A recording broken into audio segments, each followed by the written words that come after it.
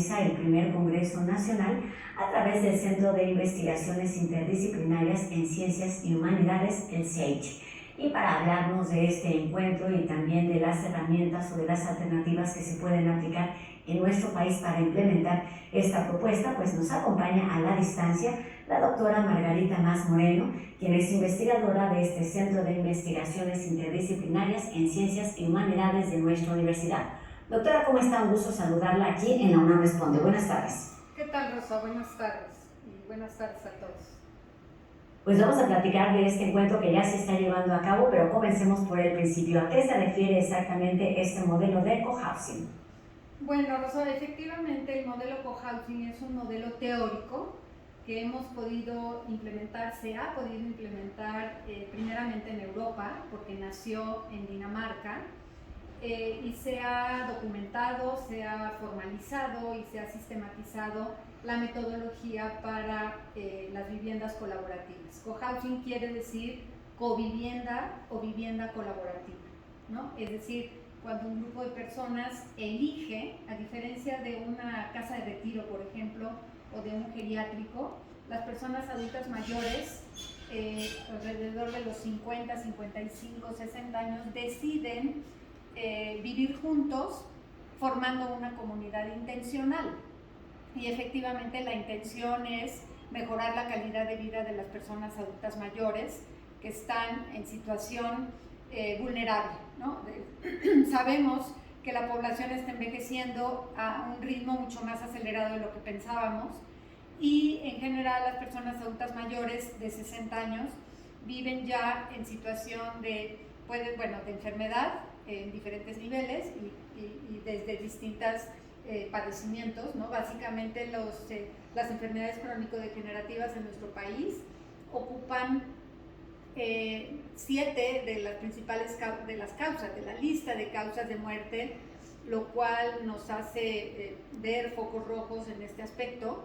Y de qué manera, bueno, eso por un lado, la enfermedad, la soledad, muchas personas viven solas, la población adulta mayor, que cada vez es mayor en nuestro país, es más amplia, un porcentaje alto vive en soledad, muchas veces una soledad deseada porque prefieren vivir solos, pero en la mayoría de los casos una soledad no deseada que puede generar grados de depresión, de desconexión social, ¿no? Y eso implica una serie de complicaciones en términos de salud física, mental, emocional y social.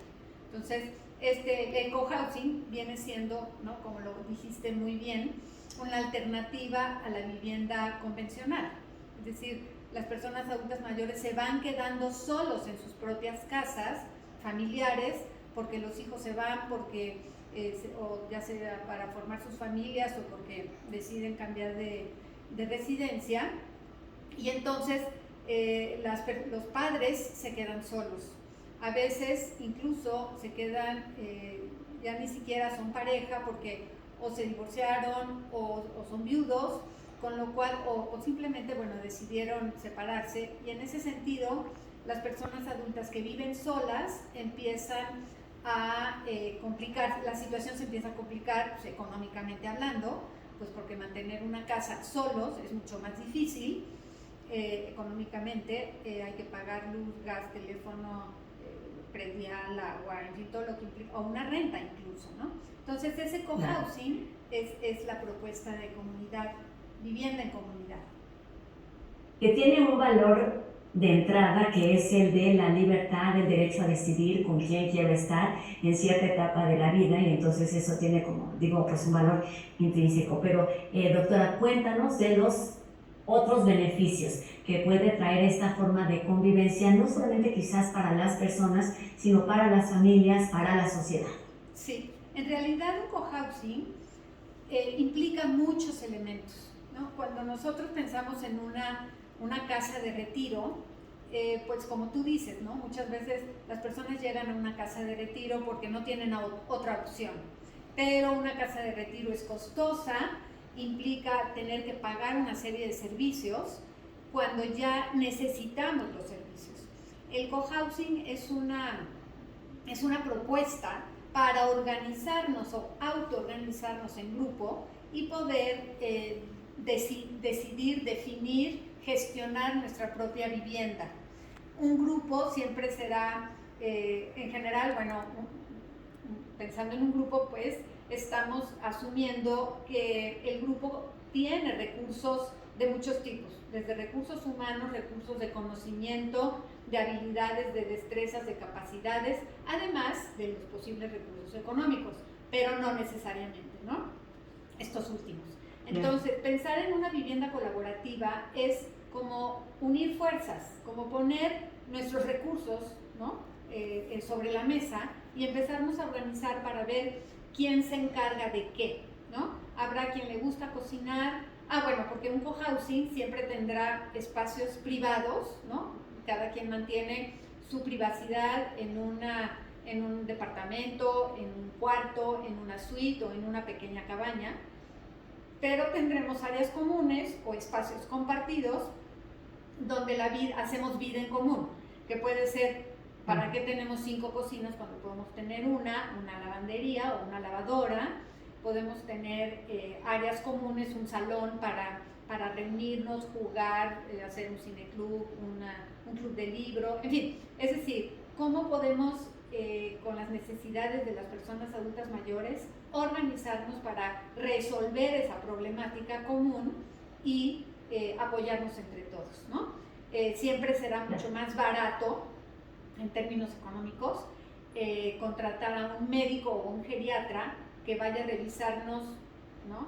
Un día de citas donde todos podamos, el médico venga a apoyarnos y a revisarnos, o un enfermero o enfermera que nos apoye en los diferentes niveles de necesidades que tengamos, y entonces esos gastos compartidos siempre ayudarán a que este cohousing funcione no solamente para mejorar nuestra calidad de vida en términos económicos, sino también en términos sociales, salud física, salud mental, salud emocional, acompañarnos, generar actividades, en fin, es todo una metodología para generar esa casa para todos y desde todos y por todos. Claro que tiene estas características de entrada, respeto a los espacios y a las necesidades privadas y pues los espacios públicos de convivencia en donde todos podemos aportar con los distintos recursos con los que contemos. Doctora, nos contabas al inicio de cómo surgió esta metodología allá en Dinamarca y cómo se ha ido extendiendo por distintos países. Cuéntanos en qué momento, en qué lugar se encuentra actualmente nuestro país cuando entendemos además que pues, en nuestro país, justamente como ya lo decías, la población adulta vamos en aumento. Bien, en realidad en México estamos avanzando, tenemos ya una red Cohousing México, en el que participan más de 20 comunidades, grupos de personas que se están organizando para formar sus propios cohousing, y cada grupo determinará de qué tamaño, con cuántas personas, qué necesidades tienen, qué espacios requieren, en fin.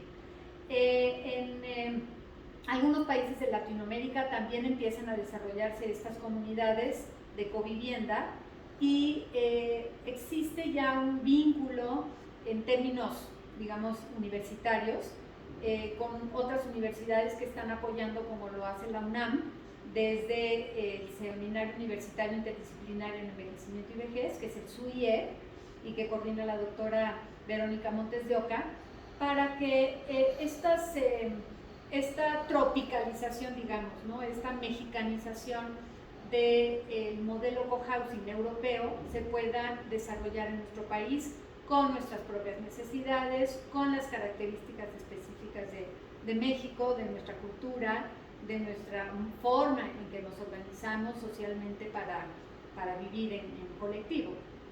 Entonces, sí, ya está desarrollándose. En México existen 2 cohousings ya operando, uno en Querétaro y uno en la Ciudad de México, y no en la Ciudad de México, perdón, en el Estado de México, y en fin, cada grupo determina cómo van a ir avanzando, cuánto van a aportar personalmente o por parejas, digamos, cuánto cuesta vivir en un cohousing o cómo hacemos que cueste lo que queremos que cueste, ¿no? Y eso lo define el grupo.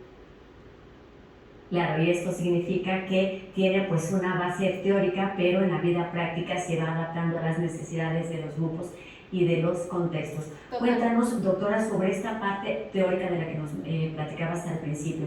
Por supuesto, tiene que haber un proceso importante de estudio, de investigación, de planeación, y esto es lo que están haciendo actualmente. Incluso se está llevando a cabo actualmente un congreso que tiene que ver con esta metodología. ¿En qué consiste? ¿Cómo está conformada este programa de actividades y a quién está dirigido? Sí, bueno, en realidad nosotros estamos hablando desde el Centro de Investigaciones Interdisciplinarias en Ciencias y Humanidades.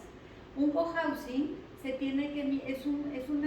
es un problema complejo, digamos, es una propuesta compleja para un problema que en sí mismo tiene su grado de complejidad. Necesitamos, digamos, académicos o especialistas en diferentes disciplinas que colaboren en la formación de un cohousing. Por ejemplo, necesitamos un abogado, ¿no?, que lleve la parte legal, un arquitecto que entienda cuáles son las necesidades de las personas adultas mayores que ya tienen movilidad más limitada, en fin, para revisar cómo van a ser los espacios privados y los espacios comunes dentro de un cohousing. Necesitamos un sociólogo, un psicólogo, un médico, personas de trabajo social, enfermería, en fin, una serie de disciplinas que nos van a permitir organizarnos adecuadamente para formar y apoyar a los grupos que se están formando para organizar un cohousing.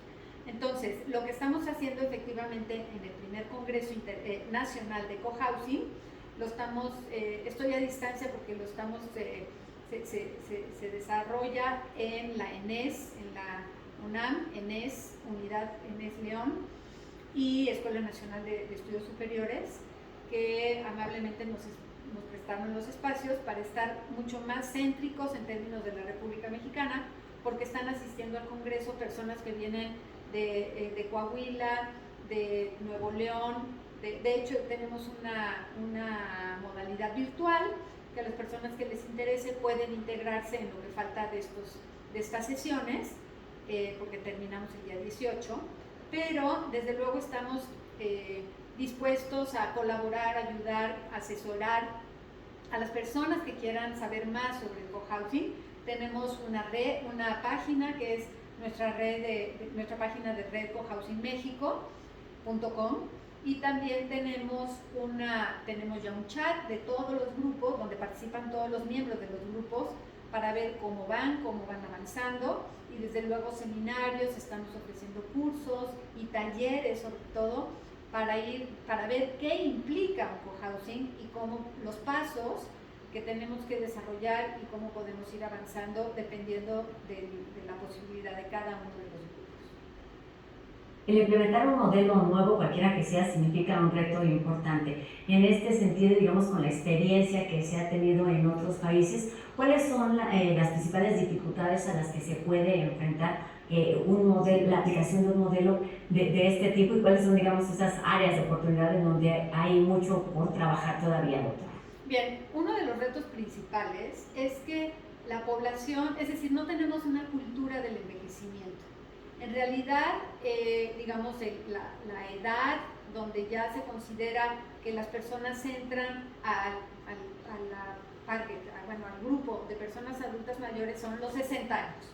Pero es a partir de los 50 años que más o menos que empezamos a visualizar esos cambios dentro de las funciones de nuestro organismo. Empezamos a darnos cuenta de que ya no aguantamos igual, ya no dormimos tan bien como antes, ya nos cuesta más trabajo algunas cosas, empezamos nuestros niveles de la vista empiezan a bajar, nuestros niveles auditivos lo mismo, es decir, cada uno va viendo, empieza a hacer evidente el deterioro del organismo.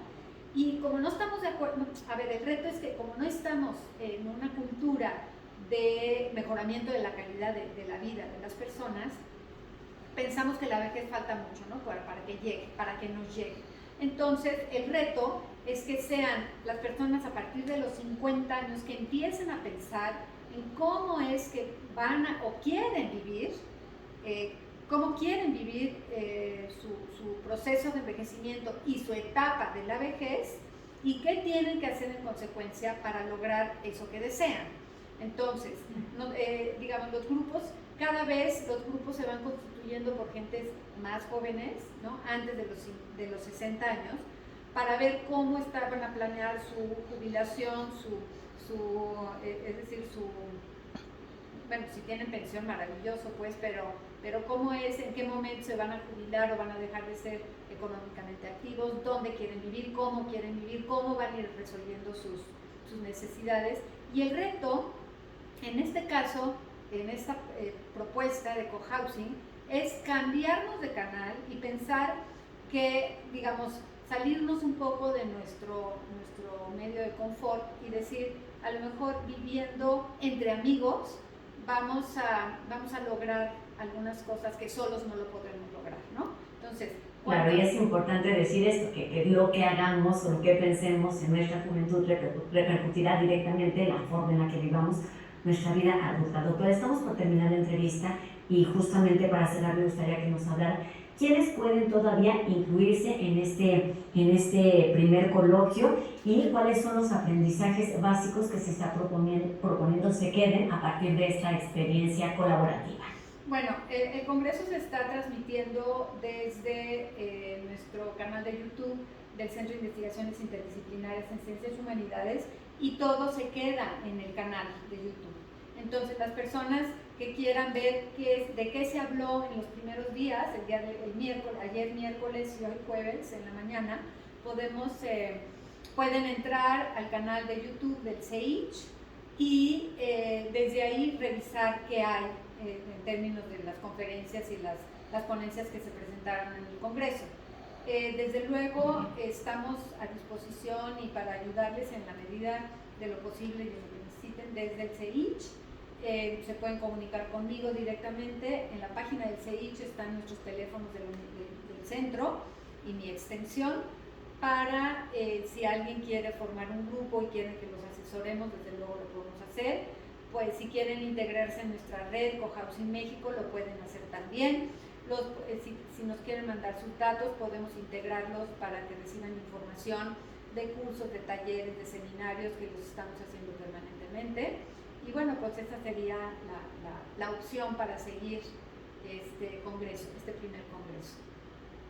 Pues muchísimas gracias, doctora. Efectivamente un tema al que debemos acercarnos entre más pronto mejor, porque de eso depende pues que mejore también nuestra calidad de vida en una edad adulta. Recordemos, una alternativa importante que propone principalmente el compartir y el convivir con personas de nuestro mismo entorno, con nuestras características, digamos, de forma similar. Este cohousing es una alternativa que se ha implementado en otros países y en el nuestro pues es una área de oportunidad porque estamos creciendo y vamos aceleradamente en este camino. Así es que mucho éxito con este primer coloquio, del que seguramente habrá mucho más que decir en los siguientes días, y ahí es esta invitación para acercarnos al CEICH. Muchísimas gracias, doctora Margarita Mas Moreno. ¿Perdón? Gracias, Rosa. Gracias a ustedes por la invitación. Gracias, doctora, y mucho éxito con este coloquio y con toda la información que se va generando en torno a esta alternativa de vivienda. Muy buenas tardes. Hasta luego.